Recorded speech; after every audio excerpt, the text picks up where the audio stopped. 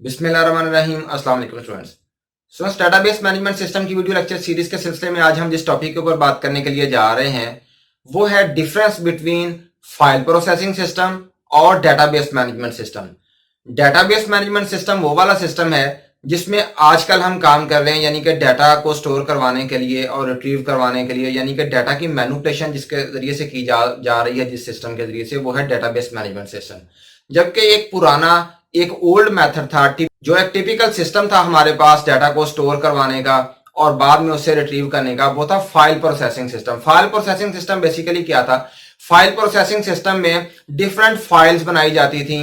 For example, अगर एक company है, उसने एक फाइल अपनी बना ली है, उसमें वो अपना डाटा स्टोर करवा रहा है एम्प्लॉयज का। उसने एक फाइल बना ली है, उसमें वो अपना प्रोडक्शन जो उसका यूनिट है उसका डाटा सारा स्टोर करवा रहा है। एक फाइल बना ली उसमें एचआर का। ये फाइल्स बिल्कुल ऐसी हैं जैसे फॉर एग्जांपल आप वर्ड की फाइल बना लें, आप नोटपैड की एक फाइल बना लें, आप एमएस एक्सेल की एक फाइल बना लें। इस तरह से कुछ फाइल्स बनाई जाती थी जो एक ट्रेडिशनल मेथड था पहले डाटा को स्टोर करवाने का।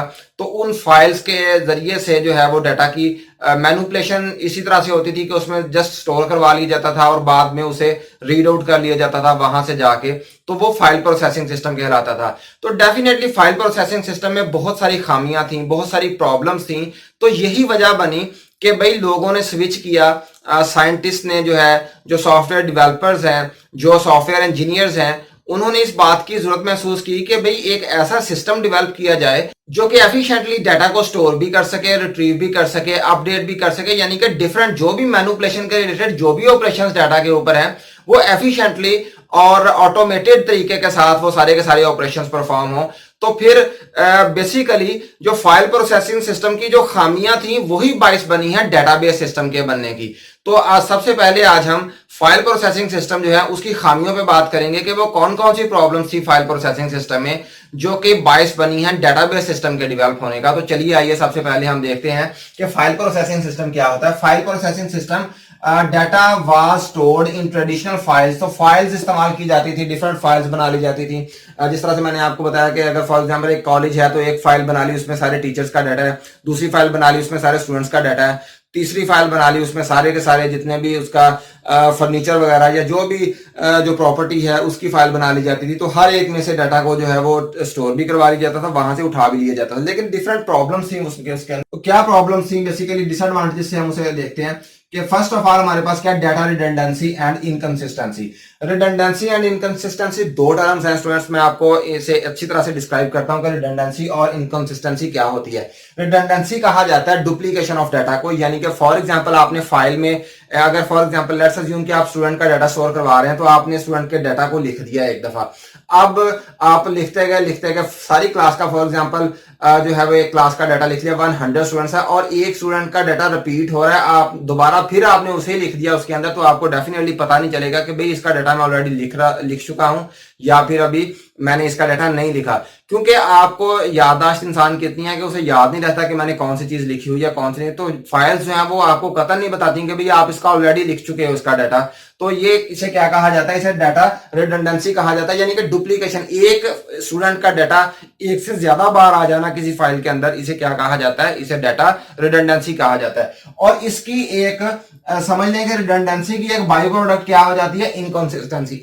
इनकंसिस्टेंसी किसे कहा जाता है? इनकंसिस्टेंसी बेसिकली कहा जाता है कि आपके पास रिडंडेंसी है। फॉर एग्जांपल आपके पास डुप्लीकेशन हो रही है किसी स्टूडेंट के डाटा की और आपके पास उस स्टूडेंट के डाटा की दो फाइल्स बनी हुई हैं। फॉर एग्जांपल एक में आपने स्टूडेंट की जो है वो पर्सनल डिटेल लिखी हुई है, दूसरे में आपने स्टूडेंट जो है उसके सब्जेक्ट्स वगैरह की डिटेल लिखी हुई है या उसके कोर्सेज जो है उसकी डिटेल लिखी हुई है। आपके पास दो फाइल सेपरेट एक स्टूडेंट की बनी हुई है। तो आपके जो पर्सनल जो फाइल है स्टूडेंट के, जिसमें पर्सनल डाटा लिखा हुआ है, वो वाली फाइल जिसमें स्टूडेंट्स का पर्सनल डाटा लिखा हुआ है, वहां पे फॉर एग्जांपल उसका जो है वो डाटा और लिखा हुआ है, और जो उसकी दूसरी कोर्सेज वाली फाइल है उसमें उसका डाटा डिफरेंट है। जैसे फॉर एग्जांपल, जैसे उसकी पर्सनल डाटा की फाइल है उसमें उसका एड्रेस फॉर एग्जांपल फैसलाबाद लिखा हुआ है, लेकिन जो उसकी कोर्सेज वाली फाइल है उसमें उसका एड्रेस क्या लिखा हुआ है? उसमें उसका एड्रेस लाहौर लिखा हुआ है। तो ये दो जगह पे डुप्लीकेशन भी हो रही है और दोनों पे डुप्लीकेशन है भी मुख्तलिफ। तो इसे क्या कहा जाता है? इसे इनकंसिस्टेंसी कहा जाता है। इनकंसिस्टेंसी अगर होती है किसकी सूरत में? रिडंडेंसी की सूरत में। जब रिडंडेंसी अगर होगी तो फिर डेफिनेटली इनकंसिस्टेंसी भी आएगी, यानी कि एक ही स्टूडेंट का डाटा है, वो है भी डुप्लीकेट और दोनों जगह पे है भी मुख्तलिफ। इसे क्या कहा जाता है? इसे इनकंसिस्टेंसी कहा जाता है। मैं आपको इनकंसिस्टेंसी जो है ये एक एग्जांपल की मदद से समझाता हूं। जिस तरह से मैंने अभी बात की है कि एक फाइल है, फॉर एग्जांपल एक फाइल के अंदर एक स्टूडेंट का डाटा जो है वो 2 दफा आ रहा है। अब 2 दफा जब आ रहा है तो उसका एड्रेस वहां पे क्या लिखा हुआ है? लाहौर लिखा हुआ है। फर्स्ट रिकॉर्ड में भी लाहौर लिखा हुआ है। 1000 रिकॉर्ड गुजरने के बाद, 1000 रिकॉर्ड्स के बाद फिर उसी का डाटा आ रहा है जो रिपीट हो रहा है, वहां पे भी उसका एड्रेस क्या लिखा हुआ है? लाहौर लिखा हुआ है। अब वो स्टूडेंट जो है वो लाहौर से जो है वो माइग्रेट होके कहां पे आ जाता है? फैसलाबाद आ जाता है। अब वो अपने डाटा एंट्री ऑपरेटर के पास जाता है, वो स्टूडेंट या जो क्लर्क है जो उसे मैनेज कर रहा है उस डाटा को, उसके पास जाता है और उसे जाके बताता है कि भाई मेरा जो एड्रेस है ना, अब वो लाहौर नहीं है, अब मैं फैसलाबाद शिफ्ट हो गया हूं, तो काइंडली मेरे जो रिकॉर्ड है उसे क्या कर दें? उसे अपडेट कर दें, फैसलाबाद से चेंज कर दें। अब वो गया क्लर्क के पास, क्लर्क ने एक्सप्लोर किया, क्योंकि फाइल सिस्टम है, फाइल को खोलेगा, उसमें से तलाश करेगा कि भाई ये कहां पे लिखा हुआ है। तो जैसे ही उसने तलाश किया, उसे मिला जो भी रिकॉर्ड मिला, उसने देखा कि भी एड्रेस क्या लिखा हुआ है? लाहौर लिखा हुआ है। वो एड्रेस को लाहौर को चेंज करके वहां पे क्या कर देगा?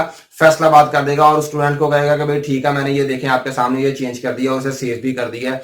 अब वो स्टूडेंट तो चला गया, स्टूडेंट अपने घर चला गया और फॉर एग्जांपल समर वेकेशंस आ गई। समर वेकेशंस में फी का नोटिफिकेशन या रिजल्ट का नोटिफिकेशन या जो भी उसे मेल करनी थी कॉलेज ने या यूनिवर्सिटी ने, तो उसने मेल करने के लिए जैसे ही फाइल को ओपन किया और उसका एड्रेस निकाला, तो फॉर एग्जांपल कि वो जो डाटा एंट्री ऑपरेटर है उसने जिस रिकॉर्ड को अपग्रेड किया था, अपडेट किया था, वो उसके सामने नहीं आया, बल्कि वो पुराने वाला जो है वो एड्रेस जिसमें, क्योंकि उसका डाटा रिपीट हो रहा है 2 जगह पे, एक जगह पे उसने चेंज कर दिया था, उसने लाहौर से फैसलाबाद कर दिया, लेकिन दूसरी जगह पे वो नहीं कर सका था। तो हो सकता है कि वो वाला एड्रेस उसके सामने आ जाए और वो वाला मेलिंग एड्रेस पे वो मेल को सेंड कर दें कि भाई आपकी फीड जो है वो ड्यू है, या आपका एडमिशन जाने वाला, आके अपने क्रेडेंशियल्स वगैरह, अपने डॉक्यूमेंट्स वगैरह दें ताकि आपकी फी चली जाए। तो वो दूसरे वाला एड्रेस पे वो मेल कर देंगे जो स्टूडेंट को कभी भी नहीं मिलेगी। तो ये प्रॉब्लम आती है किसकी वजह से? इनकंसिस्टेंसी की वजह से ये प्रॉब्लम आ सकती है।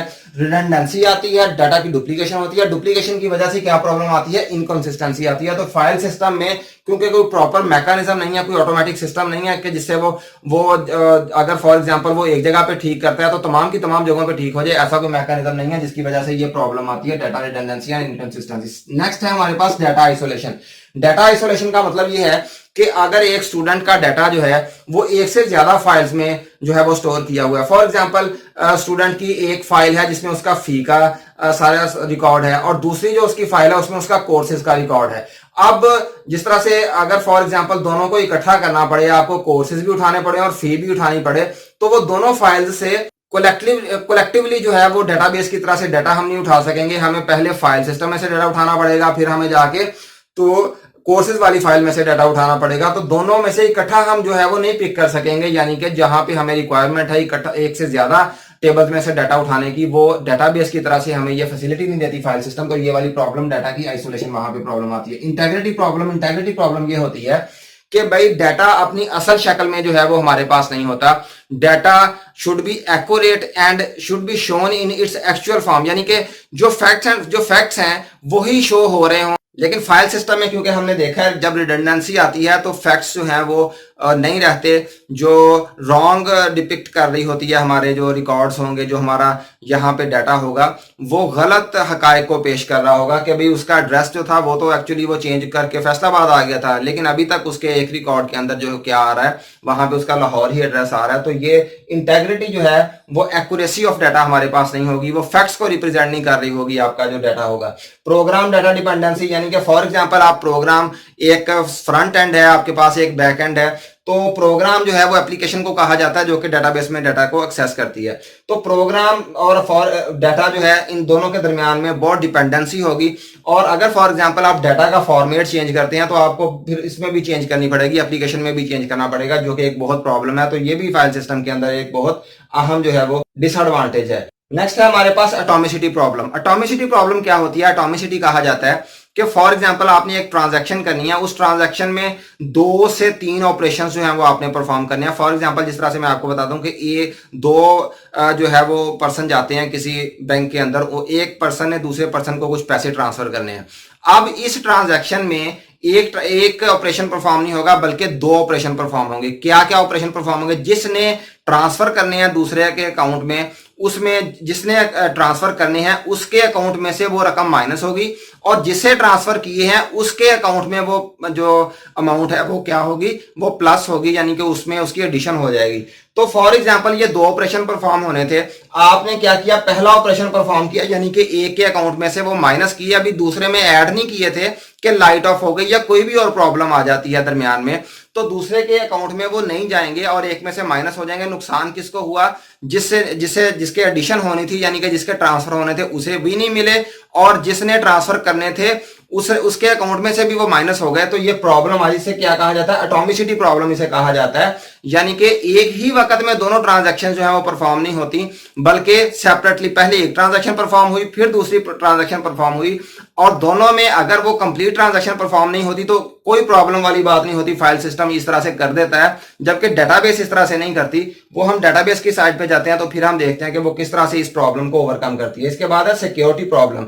सिक्योरिटी प्रॉब्लम यह है कि फाइल सिस्टम हमें कोई सिक्योरिटी प्रोवाइड नहीं करती, कोई ऐसा पासवर्ड का मैकेनिज्म या ऑथेंटिसिटी का कोई मैकेनिज्म प्रोवाइड नहीं करती, जिसकी वजह से हर इंसान जो है, जो एनोनिमस यूजर है, वो भी आगे फाइल्स को खोल सकता है और उसमें चेंजिंग्स वगैरह कर सकता है, जो किसी के लिए लॉस का बायस बन सकती है। इसके बाद है मेंटेनेंस। फाइल सिस्टम को मेंटेन करना, इस हिरार्की को मेंटेन करना और मैनेज करना जो है वो बहुत कॉम्प्लेक्स काम है। अब हम आते हैं डेटाबेस सिस्टम्स की तरफ। डेटाबेस जो है, ये जितने भी डिसएडवांटेजेस हमने फाइल सिस्टम के देखे हैं, ये सारे के सारे डेटाबेस के क्या बन जाते हैं? एडवांटेजेस बन जाते हैं। यानी कि ये डिसएडवांटेजेस की वजह से ही हमने सॉफ्टवेयर इंजीनियर्स ने और सॉफ्टवेयर डेवलपर्स ने और जो हमारे कंप्यूटर के साइंटिस्ट हैं, उन्होंने इस बात पे गौर किया कि भाई इन प्रॉब्लम्स को ओवरकम किया जाए, और एक ऐसा सिस्टम उन्होंने डेवलप किया जिसे क्या नाम दिया गया? डेटाबेस मैनेजमेंट सिस्टम का। इसमें हमने डेटाबेसेस जो है वो क्रिएट की। अब data is stored in tables, that is rows and columns. तो अनलाइक फाइल सिस्टम, यहाँ पे रोज और कॉलम्स की सूरत में जो है वो डाटा को स्टोर किया जाता है। और इसके एडवांटेजेस क्या हैं? यही डिसएडवांटेजेस के एडवांटेजेस हैं। First of all redundancy control, यानी कि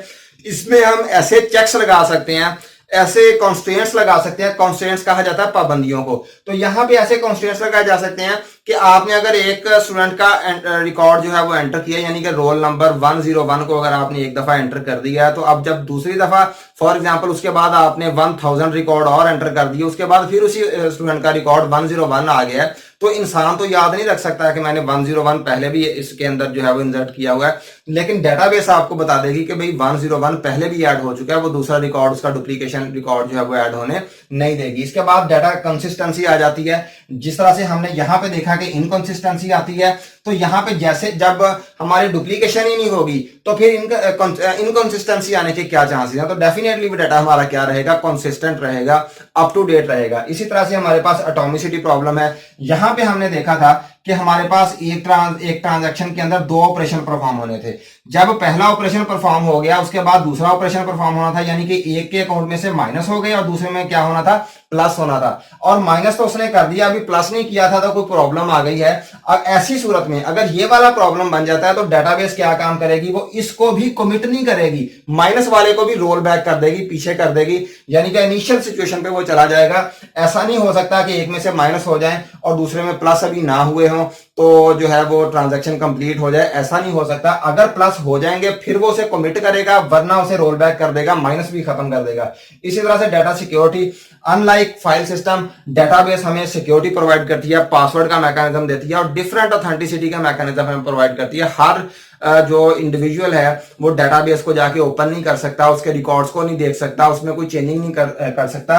अगर ये प्रॉब्लम यहाँ पे रिजॉल्व ना की हो तो बैंक्स तो बहुत लॉस में चले जाएं। कोई भी उनके सिस्टम को जाके एक्सेस कर ले और वहां पे अपना जो अकाउंट है उसमें लाख, 2 लाख या 1 मिलियन या 10 मिलियन का जो है उसमें एडिशन कर दे, तो बैंक्स के लिए तो बहुत लॉस का सबब बन सकता है। इसके अलावा डाटा इंडिपेंडेंस है, यानी कि यहाँ पे जैसे हमने देखा था प्रोग्राम डाटा डिपेंडेंस के, प्रोग्राम जो है वो डाटा पे डिपेंड कर रहा है। यहाँ पे ऐसा नहीं होता, यहाँ पे जो इंडिपेंडेंटली जो है डेटाबेस जो है वो दोनों चीजों को हैंडल करती है। इसके अलावा बैकअप एंड रिकवरी है। बैकअप एंड रिकवरी का मतलब ये होता है, बैकअप ये होता है कि फॉर एग्जांपल आपके पास अगर डाटा है तो आप उसका बैकअप किसे कहते हैं? आप उसे उस जगह से उठा के जहां पे डेटाबेस में स्टोर हो रहा है वहां से उठा के एक सेपरेटली भी एक जगह पे स्टोर करवा देते हैं।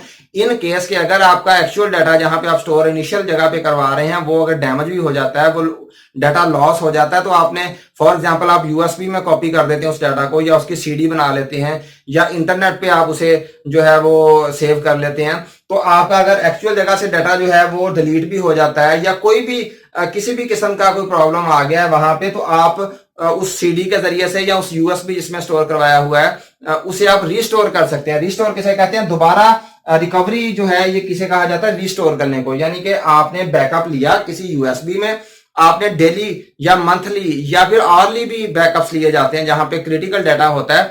1 घंटे के बाद तमाम की तमाम ट्रांजैक्शन का बैकअप यानी कि किसी और स्टोरेज डिवाइस में उसे स्टोर कर दिया जाता है कि अगर एक डैमेज भी हो जाए तो हम दोबारा उसे क्या कर सकें? रिस्टोर कर सकें। रिस्टोर करने को क्या कहा जाता है? रिकवरी कहा जाता है।